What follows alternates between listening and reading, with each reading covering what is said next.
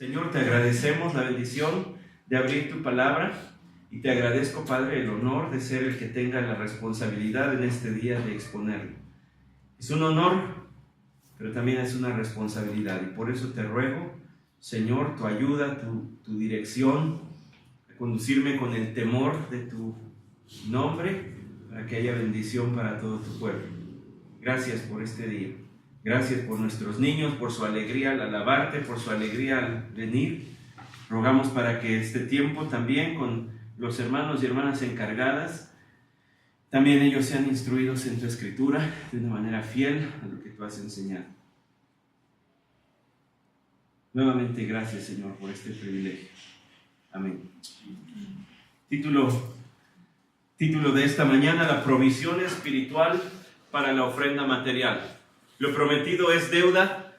Tenemos la necesidad de seguir meditando, reflexionando en la enseñanza bíblica acerca de las ofrendas, acerca del diezmo. ¿Qué es el diezmo? ¿Qué es la ofrenda? ¿Los cristianos dan diezmo o no? Bueno, déjeme iniciar diciéndole que todo el tema del dinero, no solamente las ofrendas, sino la administración, la obtención de los bienes materiales, es un tema muy importante para Dios. ¿Por qué digo eso?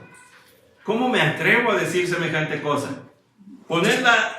Miren las cosas de arriba, dijo el apóstol Pablo, no en las de la tierra.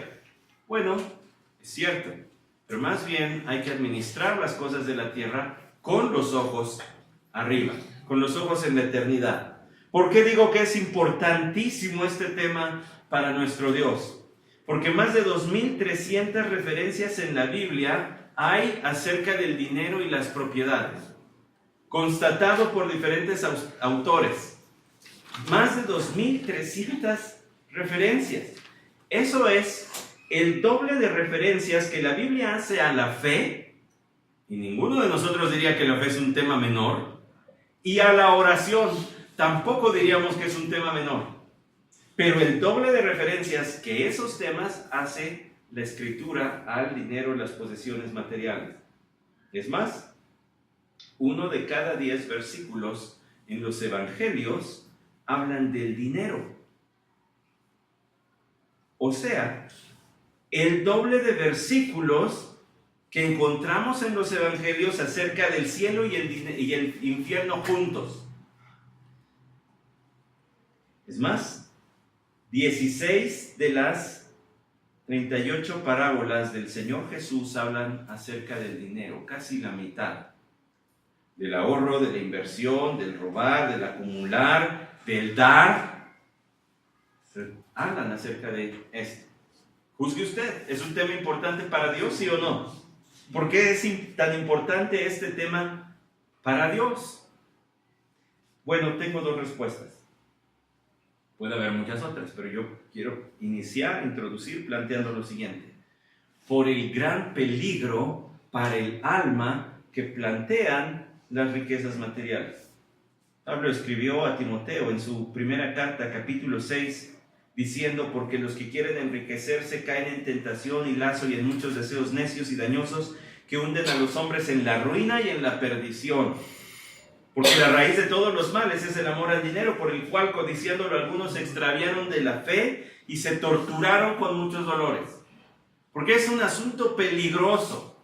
Eso que traemos en la cartera, en el monedero, en un plastiquito, es una cuestión peligrosa. Puede ser mal manejada una bomba de tiempo. No solamente que ponga en peligro nuestro patrimonio, no solamente que ponga en peligro nuestra vida en esta tierra, sino que también puede poner en peligro nuestra eternidad. ¿Verdad? Usted verá que sí. Otra razón por la que es tan importante este tema del dinero es porque enmarca una lucha espiritual. Cuando un pastor se para a hablar del dinero, en realidad está emprendiendo la conquista del corazón de los hermanos. Luchando con las armas espirituales de la oración y la escritura, el predicador emprende una batalla por esa parte del corazón que puede estar tentada a adorar al Dios del dinero o al Dios dinero. Es una lucha sin cuartel que merece el todo de los creyentes por conquistar este tema. Pero ¿por qué los pastores entonces rehuimos tanto hablar del dinero? Esa era una tentación y un error que yo cometí por mucho tiempo. ¿Por qué los pastores no quieren hablar de las ofrendas y de los diezmos? Entonces busqué algunas razones para ver qué dicen otros hermanos y escribí las mías. La cuestión es que terminé coincidiendo con los demás. Para que no se piense que predican el evangelio o la teología de la prosperidad. Para que no se confunda que lo que ellos predican no es prosperidad. Ven a Dios para que Él te haga rico. La Biblia no dice eso. El Hijo de Dios, el Hijo del Hombre, no tenía ni una cama para recostar su cabeza. Usted y yo tenemos más ropa en nuestro armario que Cristo Jesús cuando estuvo en esta tierra. ¿Por qué los pastores rehuimos hablar del dinero? Porque no queremos que se piense que queremos un aumento. Yo no determino mi sueldo y ese no fluctúa si se reúnen más ofrendas. Puede llegar a bajar si se reúne poco, pero si se reúne más, a mí no me aumentan un peso, lo cual está bien, yo no lo determino. Pero los pastores no queremos que se piense mal de nosotros. Se acusaba al apóstol Pablo de ser un engañador que sacaba provecho de las iglesias, ¿se imagina? Pastor que no ha sido acusado de esto, quizá es porque no está pastoreando a nadie. ¿Por qué los pastores rehuimos esto? Porque no se piense que estamos en el ministerio por interés económico. Le aseguro que hay muchos oficios y muchas profesiones que le dejarían más a muchos pastores que hoy están sirviendo fielmente en sus iglesias. Podrían dedicarse a otra cosa, podrían utilizar sus títulos universitarios, podrían utilizar las habilidades que les fueron enseñadas quizá por sus padres o en alguna escuela para salir adelante y harían más dinero. Pero no queremos que se piense que hablamos del dinero porque tenemos un interés para estar haciendo lo que hacemos. Porque los pastores rehuyen hablar del tema del dinero porque no les gusta estar rogando dinero para los proyectos y actividades de la iglesia cuando esos deberían estar bien soportados por los miembros de la iglesia sin que se nos esté diciendo cada 8 días. Porque los pastores rehuyen hablar del dinero porque es de esos temas que uno esperaría que una vez enseñado no haya problema de seguirlo. Uno esperaría que fuera de esas cosas que se dan por sentado, que todos lo sabemos, que si aquellos que adoran ídolos de su invención, si aquellos que se entregan a causas de beneficencia, aportan y lo hacen con cierto grado de gusto, los cristianos deberíamos hacerlo más. Yo cometía el error de rehuir el tema del dinero hasta que fuimos a una escuela de pastores que ustedes mismos nos hicieron el favor de enviar a las parejas pastorales.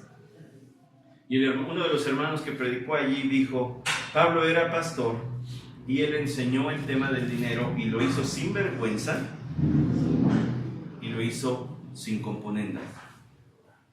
Porque aquello que los pastores no enseñen, los cristianos lo asumirán con ideas erróneas. Es decir, si un pastor no enseña, si un pastor rehuye ciertos temas, los creyentes no se quedarán en la ignorancia diciendo, bueno, nunca lo hemos hablado y ¿para qué pienso en eso? No, sino que llenarán ese hueco con ideas quizá erróneas o con algunos prejuicios que ellos tengan. Así que más vale que hablemos de esto. Por eso el título de hoy es la provisión espiritual para la ofrenda material. El Evangelio transforma nuestra actitud hacia el dinero y las posesiones, haciendo disfrutable el ofrendar. El Evangelio transforma nuestra actitud hacia el dinero y las posesiones, haciendo disfrutable el dar. No es un pesar, es un gusto, es un honor. Si supiéramos lo que el ofrendar hace a nuestra alma, ofrendaríamos más. Sería el punto del servicio que más esperaríamos. Si supiéramos lo que la ofrenda hace a nuestra alma, sería el punto, el ofertorio, que más esperaríamos de cada reunión, cada que nos reunimos. La palabra del Señor dice: Dios ama al dador alegre. Nos queda muy claro entonces que hay una relación, una comunión muy particular entre aquel que da con alegría y Dios. Es como: si me amáis, guardad mis mandamientos, y yo me manifestaré a vosotros, y mi Padre también. ¿Qué dijo el Señor? Que al obedecer sus mandamientos entraríamos en una comunión con Él especial. El creyente que se goza y que sirve y que obedece a su Señor entra en una comunión particular con Dios. Él ama al dador alegre, pero ¿qué produce un dar alegre? Esa es la cuestión. ¿Cómo le hago para dar con alegría? En sus mejores momentos el pueblo de Israel daba con alegría.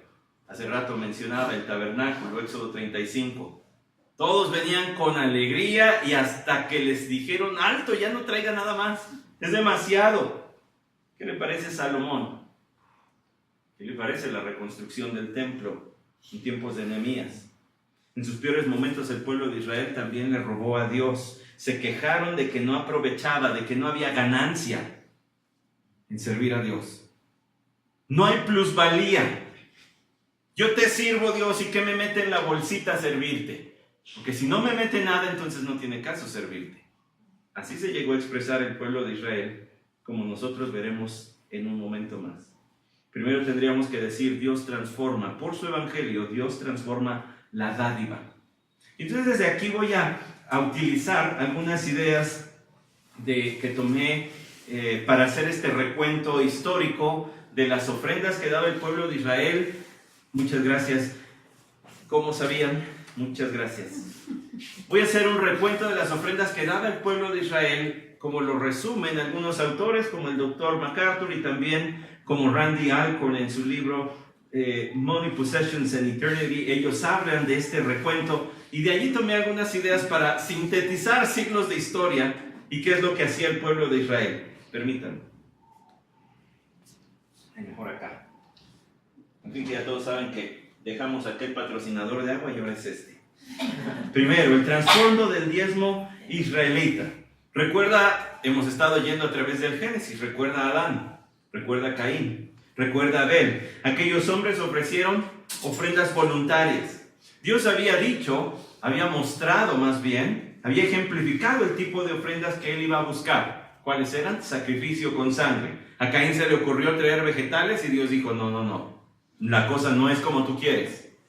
Y Caín, de manera infame, se convirtió en el primer precursor de una falsa religión. Eso no era lo que Dios quería. Y él empezó a querer adorar a Dios como él quería.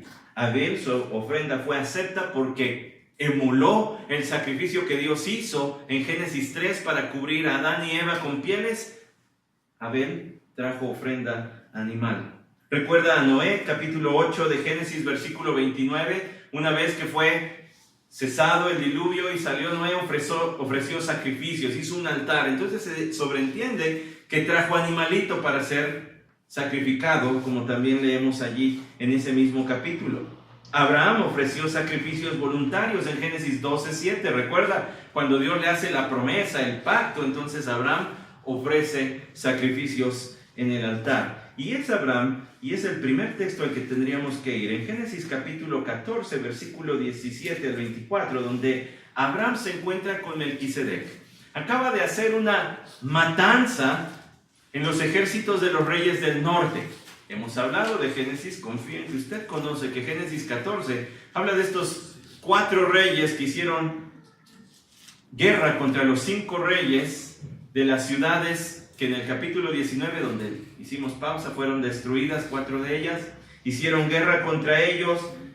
Abraham fue a perseguirlos porque se habían llevado a Lot, su sobrino, y a su regreso, después de derrotar a Kedorlaomer y a los reyes que estaban con él, salió a su encuentro el rey de Sodoma en el valle de Sabe, es decir, el valle del rey. Entonces Melquisedec, rey de Salem, sacó pan y vino. Él era sacerdote del Dios Altísimo y lo bendijo diciendo: bendito sea Abraham del Dios Altísimo, creador del cielo y de la tierra, y bendito sea el Dios Altísimo que entregó a tus enemigos en tu mano. Y le dio a Abraham el diezmo de todo. Es la primera vez que aparece en la Biblia la palabra diezmo. Antes no se había mencionado. Ahora, ¿de dónde sale la idea de Abraham de dar el diezmo? No recuerdo si lo mencioné cuando hablamos ese texto, pero los adoradores paganos, dice el doctor MacArthur, querían dar una ofrenda a su deidad, le daban el diezmo, porque eso simbolizaba su dádiva de todo, su entrega de todo cuanto tenían al Dios. Fin de la cita. Abraham se comporta como un pagano, pero hace algo correcto. Del botín de guerra, no de todas sus posesiones, del botín de guerra le da el diezmo a Melquisedec porque entiende que él era sacerdote de Dios. Entonces, siguió una costumbre pagana, pero él la ofreció a Melquisedec, quien era sacerdote. Y luego viene su rechazo del rey de Sodoma, como ya vimos en otro momento. Así que esta 10ª parte del botín de guerra fue una acción libre y voluntaria de Abraham. Melquisedec no le dijo: oye, cáele, venga para acá. No le dijo eso. Tomó voluntariamente. Y además fue una acción libre, nadie lo forzó. La segunda mención del diezmo tiene que ir a Génesis capítulo 28, versículos 20 al 22, que dicen así: entonces hizo Jacob un voto diciendo: si Dios está conmigo, ojo con esa frase, si Dios está conmigo y me guarda en este camino en que voy, y me da alimento para comer y ropa para vestir, y vuelvo sano, y salgo a casa de mi padre, entonces, ¿qué? El Señor será mi Dios, y esta piedra que he puesto por señal será casa de Dios, y de todo lo que me des, te daré diezmo. Pequeño problemita. Dice Jacob, su carácter es todavía de engañador. No es todavía Israel. Este es Jacob. ¿Y qué está queriendo hacer? Está queriendo extorsionar a Dios. Si tú haces todo lo que yo digo, yo te doy el diezmo. No es una ofrenda real, sincera. Es una manera en que él pretendía extorsionar a Dios. Esa es la segunda vez que aparece. Solo si Dios hacía lo que él quería, entonces él daría algo para Dios. ¿Recuerda usted que el pueblo de Israel daba diezmos? ¿Oyó bien? Diezmos, no diezmo. Daban varios diezmos. Vaya a Números capítulo 18, versículos 25 al 32. Allí está uno de los diezmos que daba el pueblo de Israel. Números 18, 25 dice: entonces el Señor habló a Moisés diciendo: también hablarás a los levitas y les dirás: cuando recibas de los hijos de Israel los diezmos que de ellos os he dado por vuestra heredad, ofreceréis de ello una ofrenda al Señor, el diezmo de los diezmos. Si el pueblo de Israel traería el diezmo y los levitas de allí vivirían con el 9%, porque el diezmo de eso ellos también tendrían que ofrendar. Era una práctica para todos. Y vuestra ofrenda os será considerada como los cereales de la era o como el producto del lagar. Es decir, es como si ustedes fueran a cosechar. Como ustedes van a estar sirviendo en el tabernáculo y no van a andar trabajando la tierra o criando ganado, yo se los voy a contar esto como si ustedes hubieran trabajado y trajeran el diezmo. Así también vosotros, versículo 28, presentaréis al Señor una ofrenda de vuestros diezmos que recibís de los hijos de Israel, y de ellos daréis la ofrenda del Señor al sacerdote Aarón. De todos los dones que recibís presentaréis las ofrendas que le pertenecen al Señor, de lo mejor de ellas, la parte consagrada de ellas. Escuche, el pueblo tomaría de lo mejor la 10ª parte y la traería a los levitas. Y ellos a su vez tomarían de eso que les trajeron todavía lo mejor, y eso sería lo consagrado a Dios. Y los levitas vivirían con el otro 9%. De modo que se podrían dedicar libremente al servicio del Señor, en servicio del pueblo, guiando la adoración a Dios, sin tener que ocuparse en otras labores para salir adelante. No es que fueran a hacerse ricos, es que iban a tener cubiertas sus necesidades, pero lo mejor sería traído a ellos, y lo mejor de eso sería dado al Señor.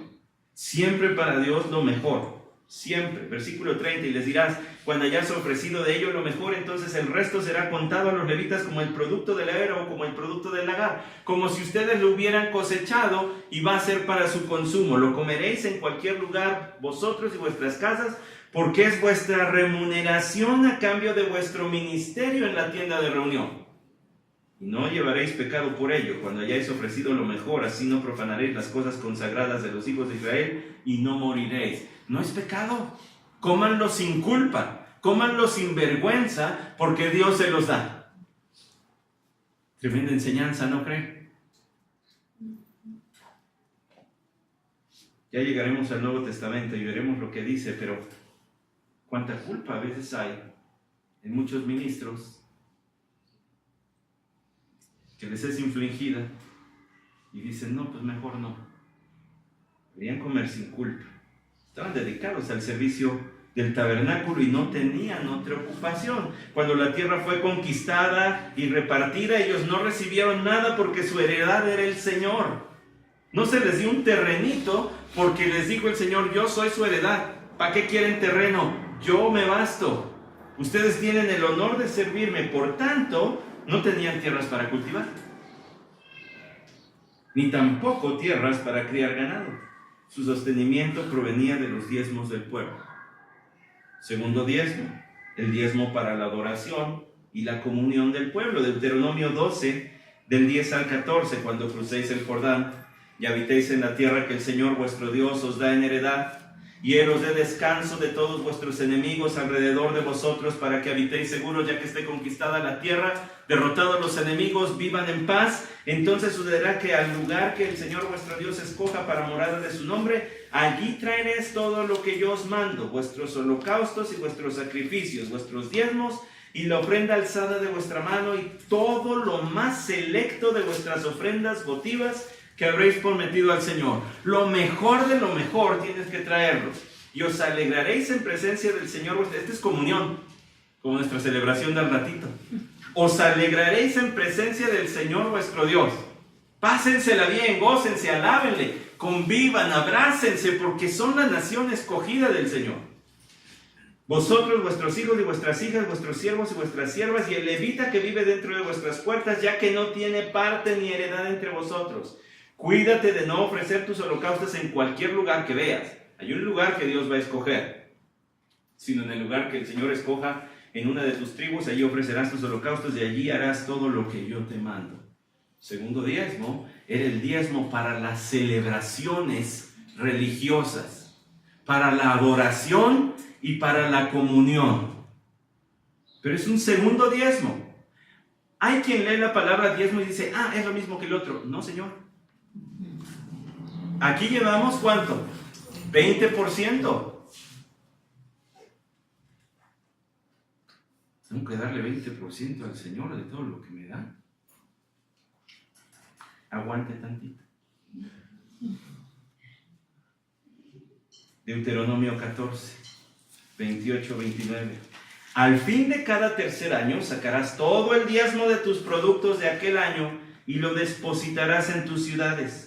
Y vendrá el levita que no tiene parte ni herencia contigo, y el forastero, el huérfano y la viuda que habitan en tus ciudades, y comerán y se saciarán, para que el Señor tu Dios te bendiga en toda obra que tu mano haga. Cada tercer año saca el 10. Si lo dividimos entre 3 años y lo sumamos al 20 que ya llevábamos, el pueblo tenía que dar el 23% anual. La cuestión está en que la cosa no paraba allí. Levítico 19, del 9 al 10. Cuando ciegues la mies de tu tierra, no segarás hasta los últimos rincones de tu campo, ni espigarás el sobrante de tu mies. Tampoco rebuscarás tu viña, ni recogerás el fruto caído de tu viña. Lo dejarás para el pobre y para el forastero. Yo soy el Señor tu Dios. Cuando vayas a cosechar el fruto de la tierra, no arranques hasta la última uvita. No espigues hasta la última plantita de espiga de trigo. Deja. Porque cuando pase un extranjero, un forastero, de allí va a arrancar para comer. Para que el pobre pueda ir y se alimente, y no haya muertos de hambre en mi pueblo.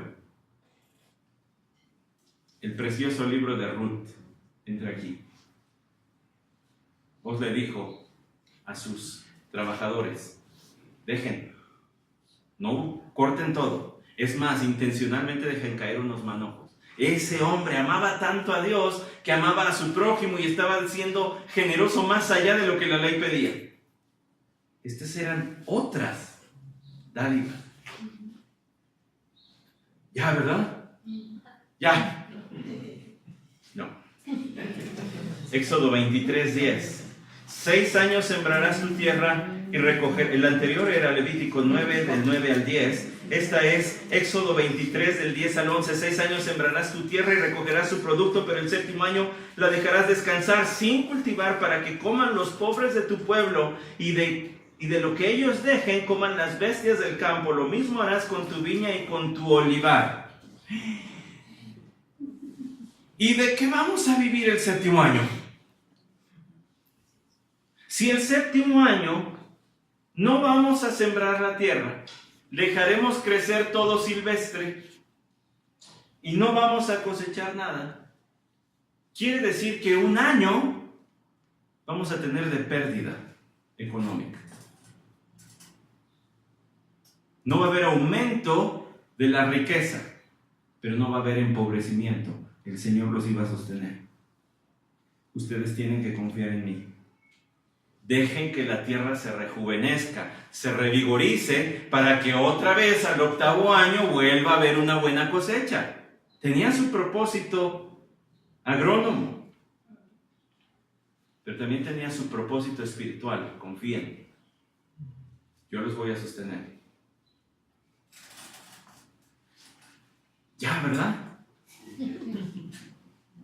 No.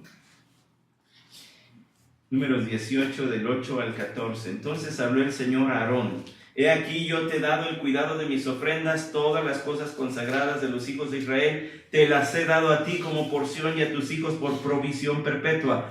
Esto será tuyo de las ofrendas santísimas preservadas del fuego, toda ofrenda de ellos, aún toda ofrenda de cereal y toda ofrenda por el pecado y toda la ofrenda por la culpa que ellos me han de presentar, será santísima para ti y para tus hijos. Será escogidísima para ti y para tus hijos. De la carnita que se va a asar, también vas a tomar. Como ofrenda santísima la comerás, todo varón la comerá, cosa santa será para ti. El Señor me está compartiendo de lo que es suyo. Estoy comiendo de la mesa del Señor. Esto también será para ti, la ofrenda de sus dádivas. A ver, espere. Todas las ofrendas obligatorias tomarás una parte. Pero luego dice de las dádivas. De las no obligatorias, de las que le he venido diciendo después de los 3 diezmos. Esas ya no eran ofrendas que tuvieran un porcentaje específico. Estas ya eran libres. Aún de allí vas a tomar. Todas las ofrendas mecidas de los hijos de Israel las he dado a ti, a tus hijos y a tus hijas contigo como porción perpetua. Todo el que esté limpio en tu casa podrá comerla. Todo lo mejor del aceite nuevo y todo lo mejor del mosto y del cereal, las primicias que presenten al Señor te las daré a ti. Los primeros frutos maduros de todo lo que hay en su tierra que traigan al Señor serán tuyos. Todo el que esté limpio en tu casa podrá comer de ello. Toda cosa dedicada en Israel será tuya. Todo es tuyo. Más ofrendas. Pues ¿cuánto porcentaje va hasta aquí? Hay quien dice, pues hasta aquí iría más o menos un 25 o 26% del ingreso de cada familia.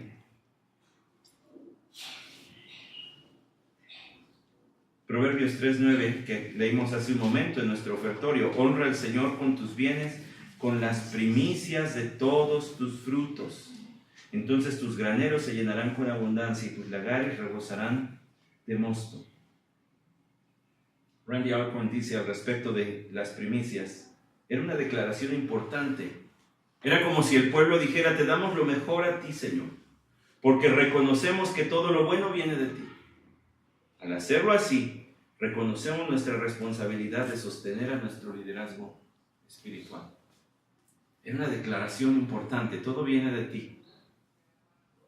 Todo es tuyo. No estamos haciendo nada extraordinario. No nos estamos empobreciendo, estamos dando solamente lo que nos pides. Ahí está. No es un acto más que de fe. El pueblo de Israel entonces iniciaba con un 10%, y luego otro 10%, y luego otro 3%, y luego ofrendas y dádivas extras. Y muchos de ellos eran pobres y tenían trabajos físicamente muy demandantes. En el campo sembrando. ¿Conoce a algún campesino que siembra? ¿Usted ve cómo trabaja? Si no están fuertes nomás porque sí, porque es un trabajar que hay que pararse bien temprano. Antes de que salga el sol ya hay que estar metido porque nos va a dar la insolación. ¿Conoce ganaderos? Sé que muchas de las máquinas que existen hoy han bajado la carga física, pero en ese tiempo no era así. Muchos de ellos eran pobres, tenían trabajos físicamente más demandantes que muchos de nosotros, no tenían depósito seguro al final de cada quincena, no tenían aguinaldos, dependían de la engorda de animales, del crecimiento de las cosechas y por esto de la caída de la lluvia para que las cosechas brotaran, los animales tuvieran que comer. Dependían de que no vinieran naciones extranjeras a robarles lo que ellos habían trabajado con tanto esfuerzo, como ocurrió en el tiempo de los jueces y los madianitas que venían y se llevaban todo. Aún así, aún con esas circunstancias, tenían que dar y daban más que eso. Los diezmos, los 3 que mencionamos, digamos que eran los impuestos, como lo que damos hoy para que el gobierno funcione. En aquel tiempo los levitas eran parte del gobierno también. Eran impuestos. Pero no se quedaba allí, iban mucho más allá. Con todas las ofrendas que ya les mencioné. Y lo harían con molestia. En ocasiones lo hicieron con molestia. En otras no. ¿Qué le parece Éxodo 35? Prepare ese texto. Éxodo 35.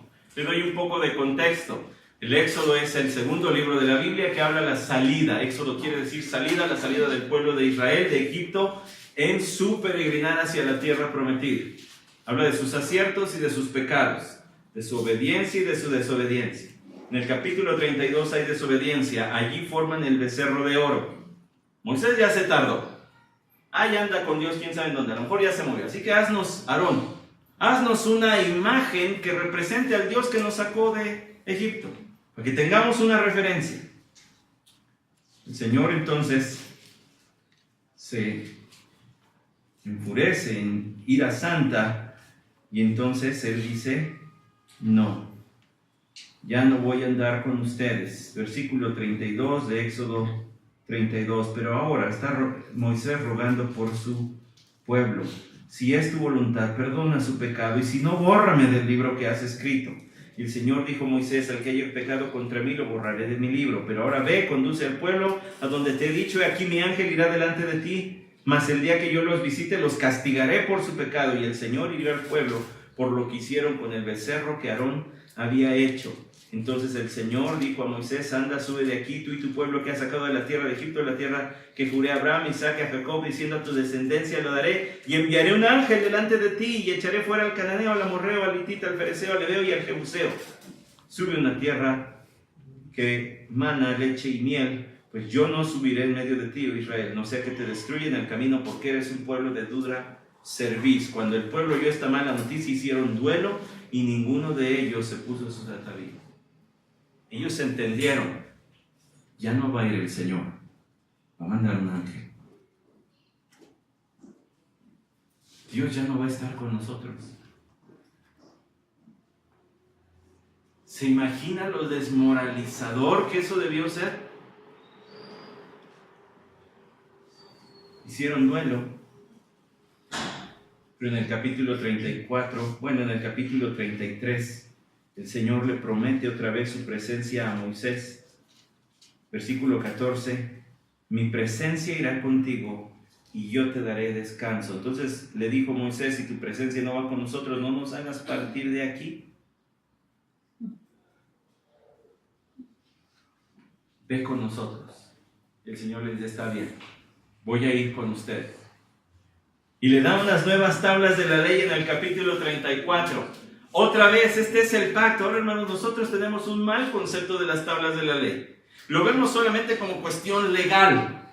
Pero lo que estaba Dios haciendo al darle las tablas de la ley era establecer un pacto, un compromiso. Digámoslo así, era el matrimonio de Dios con su pueblo. Yo me estoy comprometiendo con ustedes por amor. Los amo tanto que voy a ser fiel a ustedes. Y viene el capítulo 35. Dice en el capítulo 34, primero, 29, y aconteció que cuando Moisés descendía del monte Sinaí con las 2 tablas del testimonio en su mano, al descender del monte, Moisés no sabía que la piel de su rostro resplandecía por haber hablado con Dios. Y al ver a Aarón y todos los hijos de Israel, he aquí la piel de su rostro resplandecía, y tuvieron temor de acercarse a él. Entonces Moisés lo llamó, y Aarón y todos los jefes de la congregación volvieron a él, y Moisés les habló, y después se acercaron todos los hijos de Israel, y él les mandó que hicieran todo lo que el Señor había hablado con él en el monte Sinaí. Cuando Moisés acabó de hablar con ellos, puso un velo sobre su rostro, pero siempre que Moisés entraba en la presencia del Señor para hablar con él, se quitaba el velo hasta que salía, y siempre que salía y decía a los hijos de Israel lo que se le había mandado, los hijos de Israel veían que la piel del rostro de Moisés resplandecía, y Moisés volvía a ponerse el velo sobre su rostro hasta que entraba a hablar con Dios. Entonces Moisés, versículo 1 del capítulo 35, reunió a toda la congregación de los hijos de Israel y les dijo, estas son las cosas que el Señor ha mandado hacer. Versículo 5, tomad entre vosotros una ofrenda para el Señor. Todo el que sea de corazón generoso, tráigala como ofrenda al Señor. Oro, plata y bronce, tela azul, púrpura, escarlata, lino fino y pela de cabra, pieles de carneros teñidas en rojo, pieles de marsopa y madera de acacia, aceite para el alumbrado, especias para el aceite de la unción y para el incienso aromático, piedras de ónice y piedras de engaste para el efod y para el pectoral. Y les da las instrucciones, y el pueblo, fíjese lo que dice el versículo 20. Entonces toda la congregación de los hijos de Israel salió de la presencia de Moisés, y todo aquel a quien impulsó su corazón, y todo aquel a quien movió su espíritu vino y trajo la ofrenda del Señor para la obra de la tienda de reunión, para su servicio y para las vestiduras santas. El versículo 20 nos dice que el pueblo, emocionado porque el Señor otra vez iba a andar con ellos, escuchó las instrucciones y de inmediato se pusieron manos a la obra. Por eso dice el 20, entonces salió la congregación de los hijos de Israel y se fueron a recoger las ofrendas. Como si hubiera estado reunido toda esta masa, esta multitud de gente, y apenas terminó de hablar de Moisés, y dijeron, vámonos, vete a la casa. Agarraron a sus hijos de la mano y se echaron a correr, y a su esposa también allí iba con él, con el esposo, y llegaron y sacaron de lo que tenían para llevarlo a la ofrenda. Con mucho gusto, con mucha entrega, porque el Señor iba a estar con ellos. Me pregunto si los creyentes, que a diferencia del pueblo de Israel, se nos prometió, he aquí yo estoy con vosotros hasta el fin del mundo. Me pregunto si los cristianos, quienes somos habitados por el Espíritu Santo permanentemente, a diferencia de ellos, deberíamos hacer menos. ¿Diezmos? Los diezmos eran impuestos. ¿Usted paga sus impuestos? Ahí está. Pero las ofrendas. Aquellos escucharon, el Señor va a andar con nosotros, y reaccionaron en generosidad, gratitud y alegría. Usted y yo tenemos una mejor promesa porque estamos en un mejor pacto con Dios, el nuevo pacto. ¿Hemos de hacer menos que ellos? Salomón, cuando consagró el templo que construyó, primer libro de Reyes, capítulo 8, versículo 62. Y el rey y todo Israel con él ofrecieron sacrificios delante del Señor. Y Salomón ofreció como sacrificio las ofrendas de paz que él ofreció al Señor: 22,000 bueyes y 120 ovejas. Así dedicaron la casa del Señor el rey y todos los hijos de Israel. El pastor David Jeremiah dice: es como si Salomón hubiera estado loco de amor por Dios y le hubiera dado 22,000 besos a la mano de Dios. Te amo, Señor, te amo, Señor, te amo, Señor. ¿Cuál fue la ofrenda?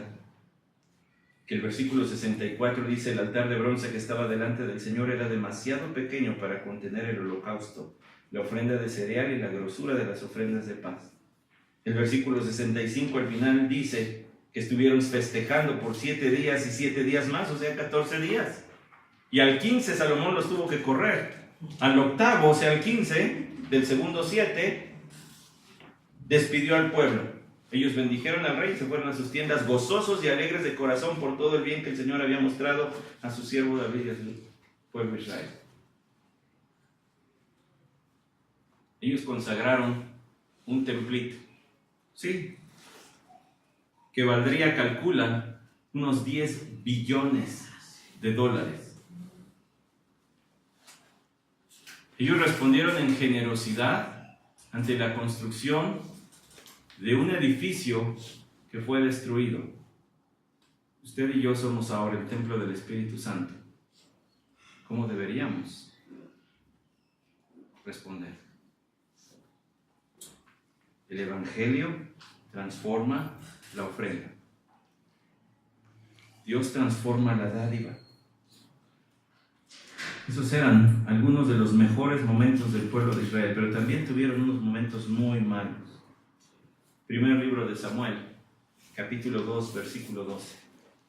Los hijos de Elí eran hombres indignos, no conocían al Señor, ni la costumbre de los sacerdotes con el pueblo.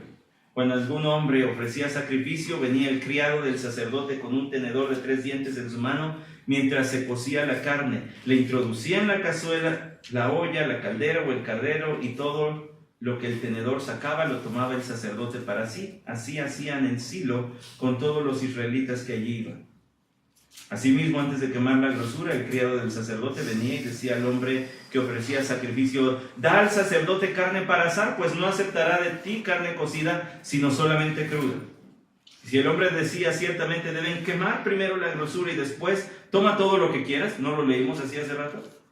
Él respondía: no, sino que me la darás ahora, y si no, la tomaré por la fuerza. ¿Qué pensaba Dios de eso? No necesitamos adivinarle. El versículo 17 lo dice. El pecado de los jóvenes, los hijos de Elí, era muy grande delante del Señor, porque los hombres menospreciaban la ofrenda del Señor. Era muy grande su pecado.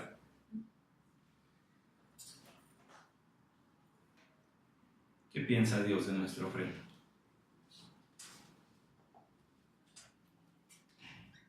Demuestra la entrega. Esto es lo mejor que puedo, Señor. Hay algunas ideas, mitad bíblicas, mitad no, donde pareciera que dar al Señor con actitud alegre y con gratitud es suficiente. Eso es la mitad. Eso es un buen inicio. Pero darle al Señor lo que te sobra, por muy alegre que lo des, y diciendo: Señor, de corazón, me van 10 centavitos, pero de todo corazón, con mucha fe, tú puedes multiplicar esto. ¿Qué pensará Dios del corazón mezquino? Estás en un mejor pacto. Tienes una mejor salvación que de la esclavitud de Egipto. Te saqué de la esclavitud del pecado. No te prometí mi presencia, estoy contigo todos los días hasta el fin del mundo. No tienes que ir a un templo a adorar, tú eres el templo. ¿Cuál debería ser la respuesta? El pueblo de Israel no respondió bien. Malaquías 3:7 dice: desde los días de vuestros padres os habéis apartado de mis estatutos y no los habéis guardado. Volved a mí y yo volveré a vosotros, dice el Señor de los ejércitos. Qué tremenda frase esa. Volved a mí y yo volveré. ¿Qué implica? Que aunque Dios es omnipresente, no están en comunión con Él. No estoy para bendecirles. ¿Robará el hombre a Dios? Pues vosotros me estáis robando. Pero decís: ¿en qué te hemos robado? Vaya pregunta cínica. ¿Robarte? Pues vosotros me estáis robando. ¿Qué te hemos robado? En los diezmos y en las ofrendas.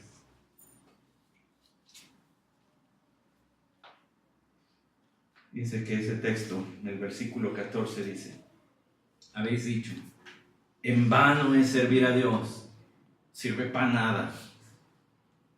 ¿Qué provecho hay en que guardemos sus ordenanzas y en que andemos de duelo delante del Señor de los ejércitos? ¿Qué provecho? ¿Qué ganancia? ¿Qué plusvalía? ¿Qué billetito me deja ir el domingo en la mañana? Mejor debería estar haciendo horas extras. ¿Qué provecho tiene? ¿Cuál es la ganancia que obtengo de servirte, Señor? Yo me trato de conducir en tus caminos y por eso ahora llamamos bienaventurados a los soberbios. No solo prosperan los que hacen el mal, sino también ponen a prueba a Dios y escapan inmunes. Esas eran palabras del pueblo de Israel. ¿De qué sirve servir a Dios? Ve los que hacen el mal, los que son soberbios, arrogantes, niegan su existencia y su necesidad de Él y su ayuda. No solamente prosperan, les va bien económicamente. Ponen a prueba a Dios, lo desafían y Dios no les hace nada. Dios tuvo que cambiar la dádiva, cambiando al dador. ¿Por qué?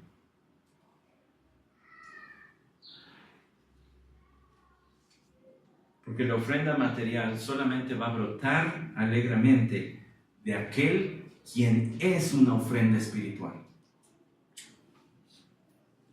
La ofrenda material solo va a brotar alegremente de aquel quien es ya una ofrenda espiritual. Para que des con alegría, tiene que suceder el cambio en tu corazón, no en tu bolsillo. Tu cartera y tu monedero no se tienen que engordar para que entonces ahora sí des con alegría. Si no fuiste fiel en dar en lo poco, ¿quién dice que vas a ser fiel al tener mucho? El corazón es lo que tiene que cambiar. Dios tiene que transformar al dador para transformar la dádiva. Romanos capítulo 8. La transformación de los dadores alegres. Esta carta de Romanos, escrita por allí del año 56, 58, es una carta que Pablo escribió para una iglesia que estaba situada en la ciudad de Roma, la capital del Imperio Romano, diríamos la ciudad más importante del mundo en su tiempo. No es por menospreciar a Nueva York, pero es como escribir a la Ciudad de México. No es cierto, es al revés.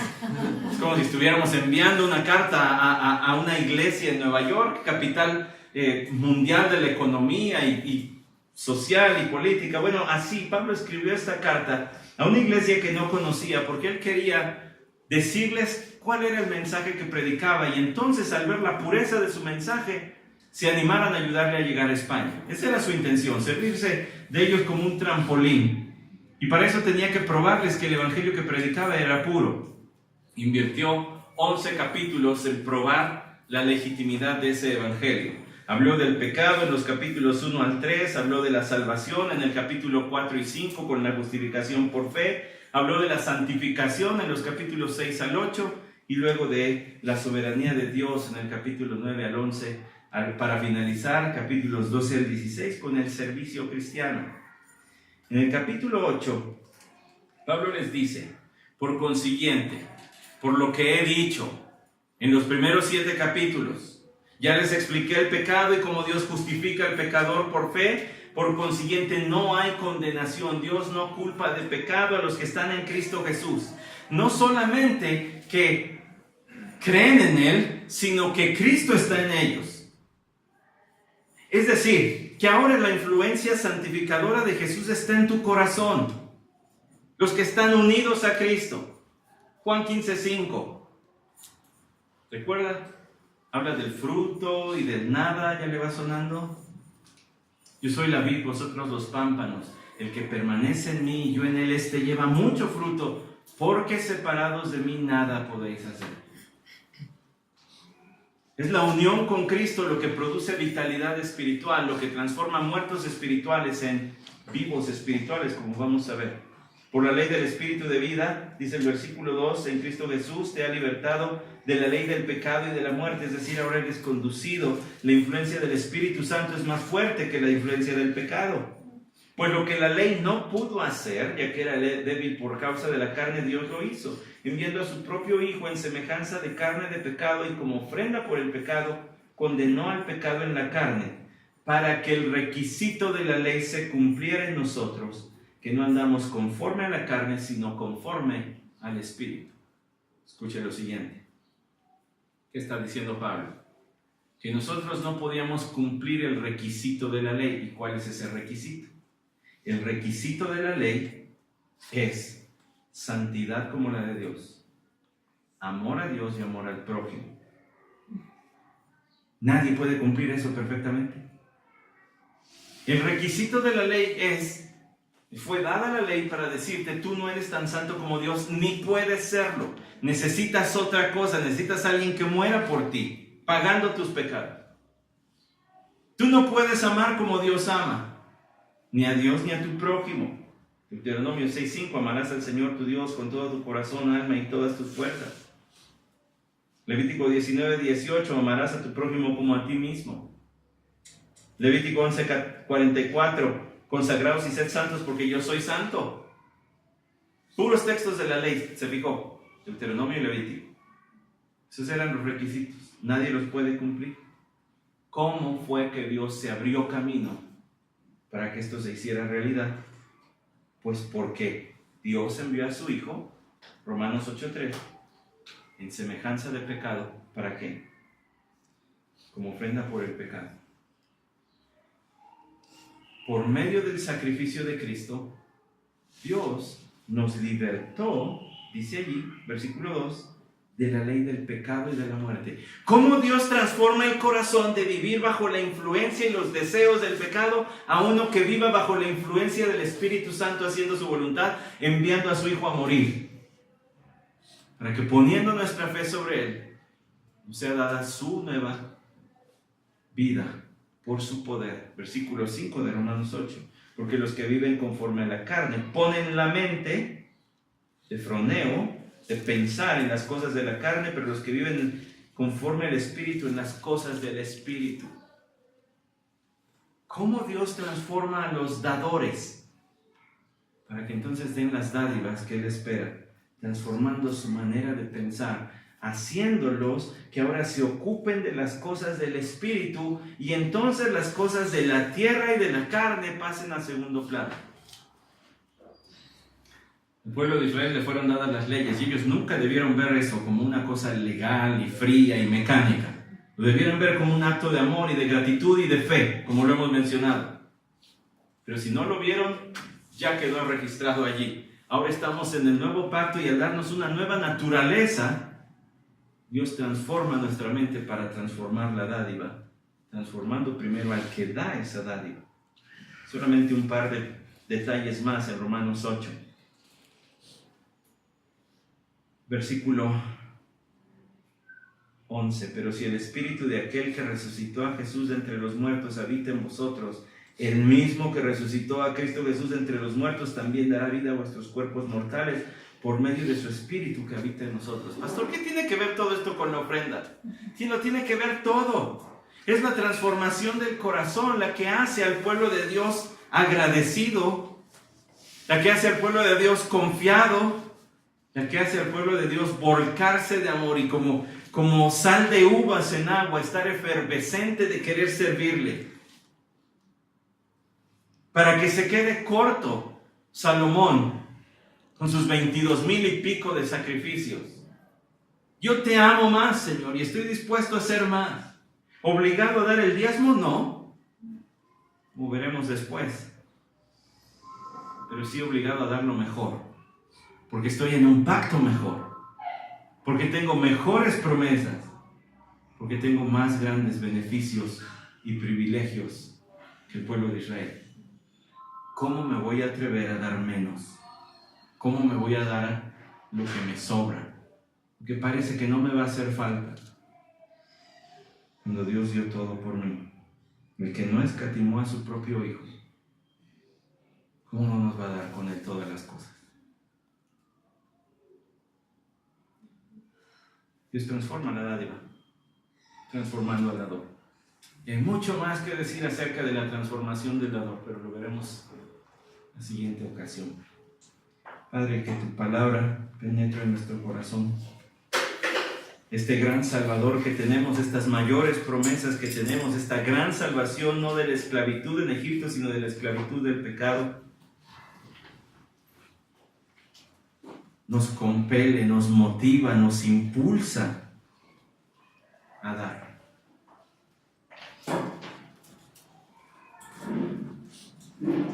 Un gran Salvador merece un gran servicio. Que rindamos el servicio que tú esperas, que tú deseas. Y un día en tu presencia daremos el servicio que mereces, en perfecta santidad. Gracias, Señor, por tu salvación y por el privilegio de servirte y honrarte aún con cosas materiales, para un Dios dueño de todo. Paradójico, pero qué bien hace a nuestra alma el ofrendar. Gracias por eso también.